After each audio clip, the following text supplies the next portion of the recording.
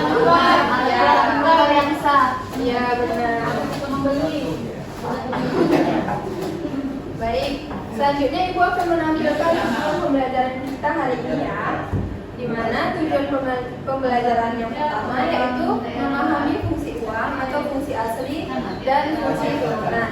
Yang kedua, memahami jenis uang berdasarkan pengelompokannya. Yang ketiga, memahami apa saja syarat uang. Yang keempat, memahami nilai uang atau nilai intrinsik, nilai nominal, dan nilai real. Yang kelima, memahami ciri-ciri uang rupiah yang dibedakan menjadi ciri umum dan ciri khusus. Nah, selanjutnya di sini ada pengertian fungsi uang, di mana uang memiliki fungsi sebagai perantara untuk pertukaran barang dengan barang, juga untuk menghindarkan perdagangan dengan cara barter. Secara lebih rinci, fungsi uang dibedakan menjadi dua, yaitu fungsi asli dan fungsi turunan. Nah, selanjutnya di sini ada jenis uang, yang dimana yang pertama berdasarkan bahan pembuatannya, yaitu uang logam. Contohnya dari logam, emas, atau perak, dan nominalnya kecil seperti 100 perak, 200 perak, 500 perak, bahkan sampai dengan 1.000 rupiah. Selanjutnya, contoh yang kedua yaitu uang kertas. Dibuat agar tidak mudah robek, luntur, dan tahan terhadap air. Nominalnya besar, contohnya 10.000, 20.000, atau bahkan sampai dengan 100.000 rupiah. Nah, yang kedua berdasarkan lembaga yang menerbitkan. Yang pertama uang kartal, diterbitkan oleh Bank Sentral yaitu Bank Indonesia, serta digunakan oleh seluruh masyarakat dalam bentuk logam dan kertas. Yang kedua, uang giral diterbitkan oleh Bank Umum dalam bentuk cek. Yang ketiga, uang yang telah disepakati oleh masyarakat harus memenuhi 6 syarat sebagai berikut. Baik, yang ketiga itu berdasarkan nilainya. Yang A, bernilai penuh atau full body money. Yang B, bernilai tidak penuh atau presentatif full body money. Nah, selanjutnya yang ketiga juga berdasarkan kawasan penggunaannya, yaitu uang lokal. Nah, selanjutnya di sini ada syarat uang. Yang pertama, diterima dan disukai semua orang. Yang kedua, nilainya tetap atau stabil dalam waktu yang cukup lama. Yang ketiga, praktis atau ringan dan mudah dibawa kemana-mana. Yang keempat, tahan lama atau tidak cepat rusak. Yang kelima, memiliki pecahan yang senilai atau mudah dibagi-bagi tanpa mengurangi nilai. Yang keenam, jumlahnya terbatas dan tidak mudah dipalsukan. Nah, selanjutnya ada nilai uang, di mana nilai uang adalah kemampuan uang untuk dapat ditukarkan dengan sejumlah barang tertentu. Nilai uang tersebut dapat dibedakan menjadi 3 macam. Yang pertama yaitu ada nilai nominal, yang kedua ada nilai intrinsik, dan yang ketiga ada nilai real. Nah, selanjutnya Ibu mau menayangkan video tentang fungsi uang ya. Silahkan simak videonya. Jangan ada lagi yang Ibu.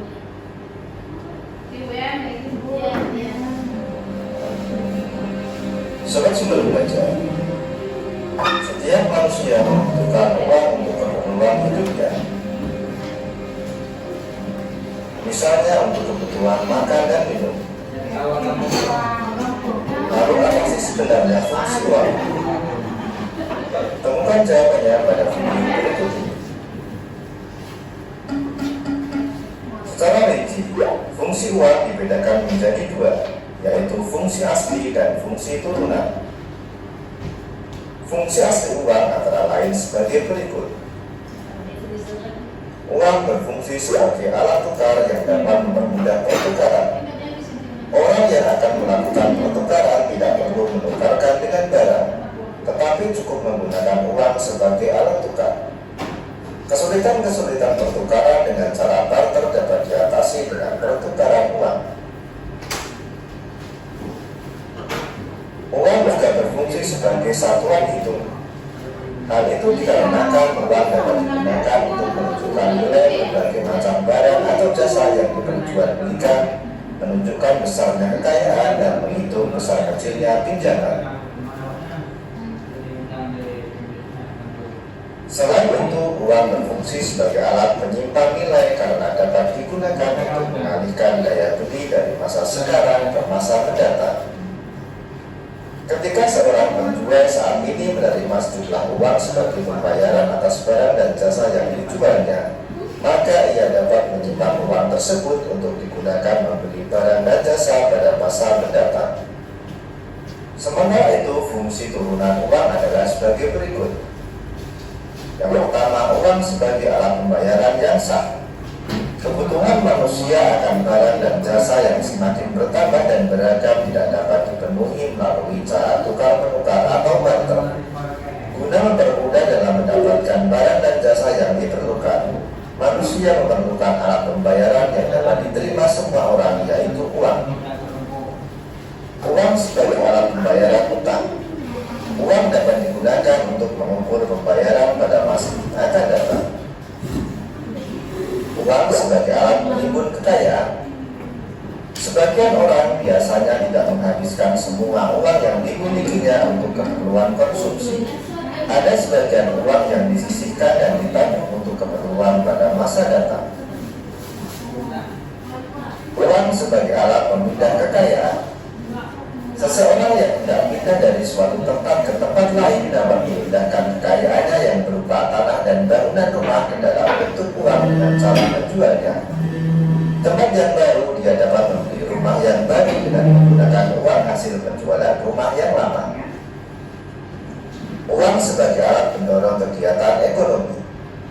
Apabila nilai uang stabil, orang lebih bergairah dalam melakukan investasi. Dengan adanya kegiatan investasi, kegiatan ekonomi akan semakin meningkat. Sobat Sumber Belajar, demikian penjelasan dari kami.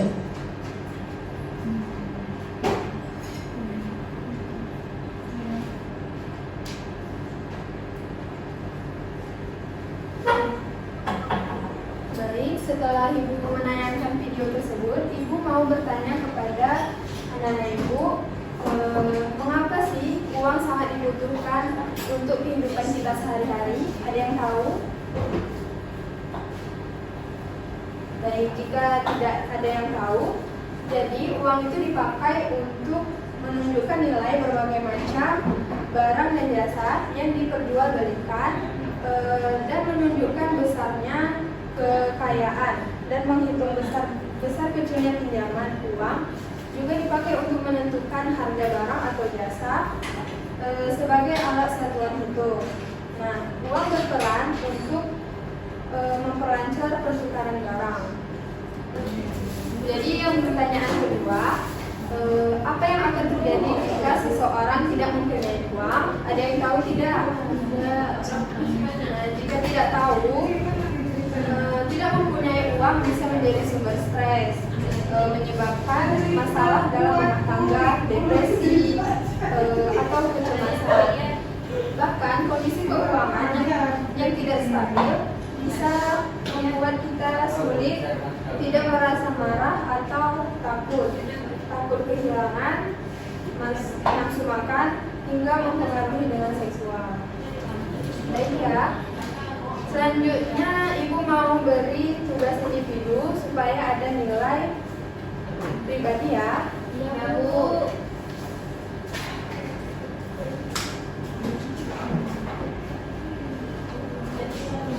Nah di sini tugasnya tuh choice ya. Ya Bu. Ibu berikan waktunya 3 menit. Cukup? Cukup.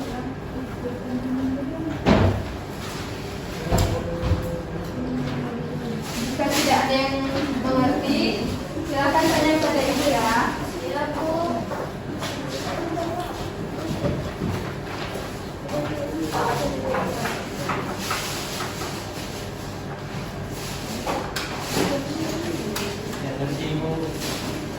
Ada yang sudah siap?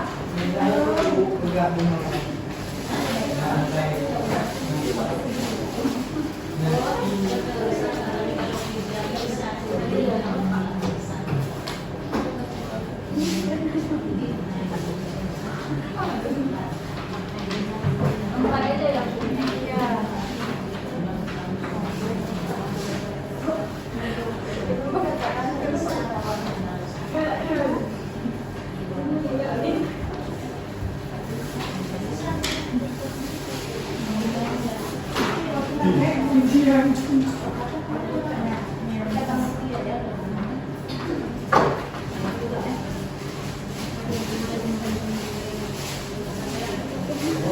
yang sudah siap? Baik, jika sudah siap, kumpulkan ya, biar ibu cek. Ada yang sudah siap? Jika sudah siap, kumpul ya.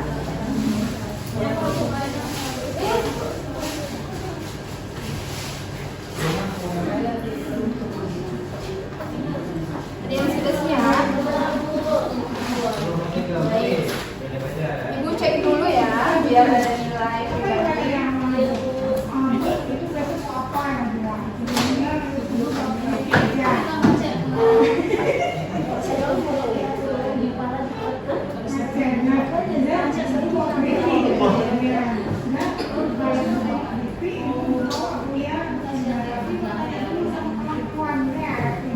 Nah, jadi kuisnya ini untuk nilai pribadi. Nanti ibu cek di rumah aja ya. Baik, ibu.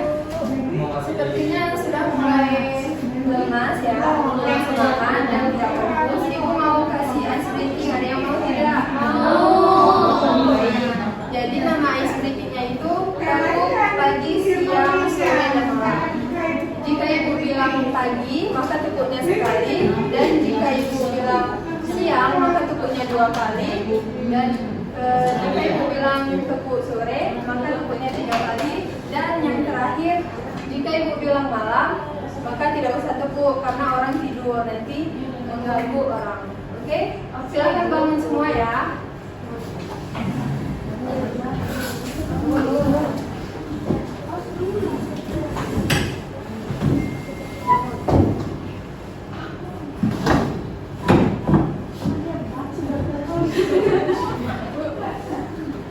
Sudah? Baik, kita mulai ya supaya belajar kita tetap semangat dan konsentrasi. Oke? Oke, Ibu. Oke, kita mulai. Tekuk pagi, tekuk sore, 3 kali.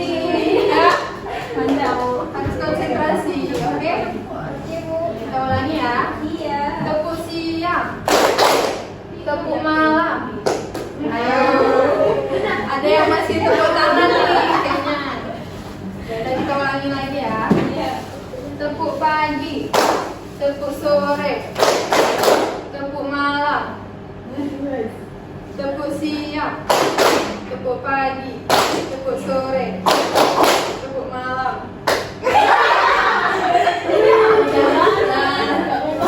Sepertinya masih ada yang kurang konsentrasi ya. Ibu ulangi sekali lagi aja, oke? Tekuk siang, tekuk sore, tekuk malam. Ulang nih, sepertinya masih ada yang kurang fokus ya. Tekuk pagi, tekuk siang, tekuk malam. Baik, sudah ya, silakan duduk kembali.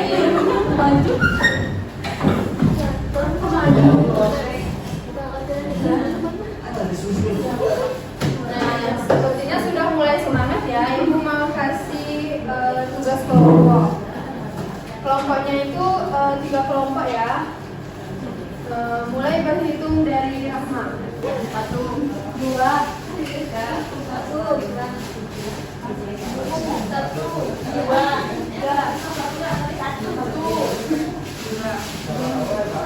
Baik, untuk kelompok 1 di depan dan untuk kelompok 2 di sini, kelompok 3 di belakang. Satu.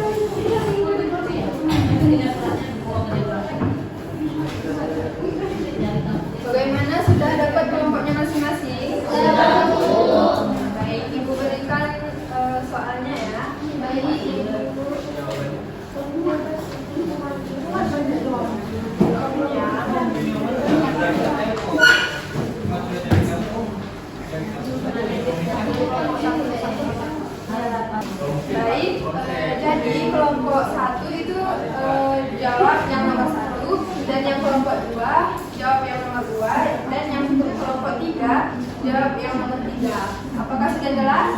Jelas. Baik, Ibu kasih durasinya 5 menit. Cukup Kak? Cukup. Ya, baik, silakan kerjakan fungsi.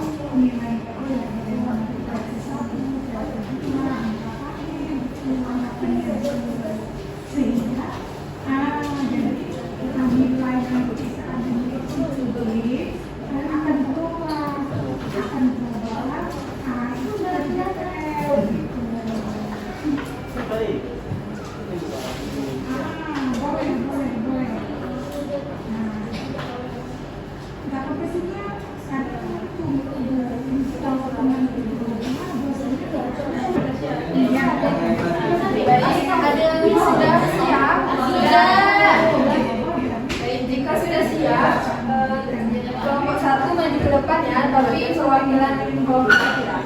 Kelompok 1, ya silakan kelompok 1 maju ya.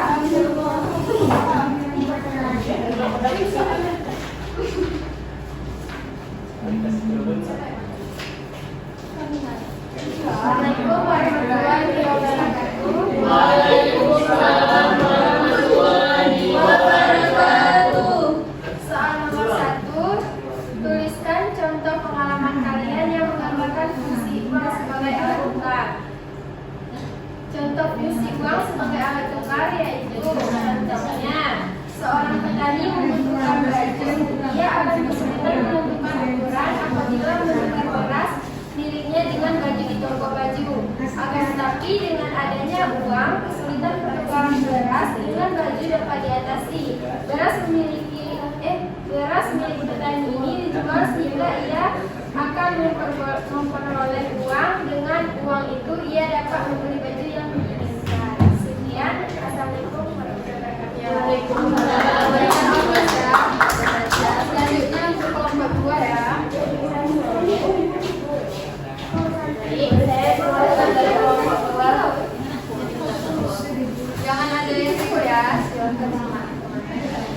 Soal nomor 3, tuliskan contoh pengalaman kalian yang menggambarkan fungsi uang sebagai alat satuan hidup. Uang sebagai satuan hidup merasa mungkin ke setiap aspek kehidupan kita, mulai dari pembelian sumber daftar hingga melakukan transaksi. Misalnya, jika Anda membeli mobil, Anda akan memeriksa harganya yang dinyatakan dalam uang. Uang itu adalah satuan tersebut yang mewakili harga mobil. Sekian, terima kasih. Selanjutnya kelompok 3, silakan maju ya.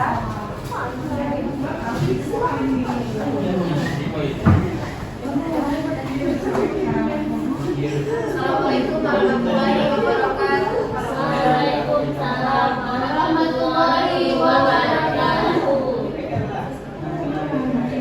Pertanyaannya, sebutkan yang berasal dari jenis-jenis uang berdasarkan berbagai golongan.